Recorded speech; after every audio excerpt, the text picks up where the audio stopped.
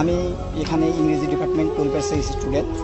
তো আমাদের এখানে যে ঝামেলাটা হয়েছে, এখানে অ্যাকচুয়ালি আমাদের কর্মসূচি ছিল অবস্থান কর্মসূচি। আমাদের উদ্দেশ্য ছিল আমরা মডার্নে গিয়ে অবস্থান করব, কিন্তু আমাদের যে এখানে ছাত্র সংগঠন আছে তারা আমাদের আগেতেই জানিয়ে দিয়েছিল যে অবস্থান, ছাত্রলীগ ছিল এখানে।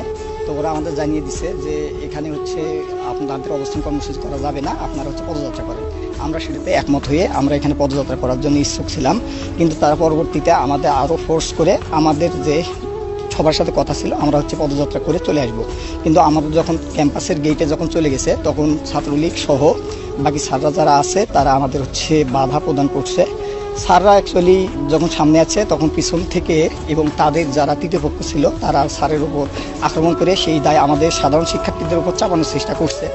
এই রকম যে আন্দোলন থাকে সেই আন্দোলনগুলোতে বরাবরই ছাত্র তৃতীয় পক্ষ ঢুকে এবং সাধারণ শিক্ষার্থীদের উপর দায়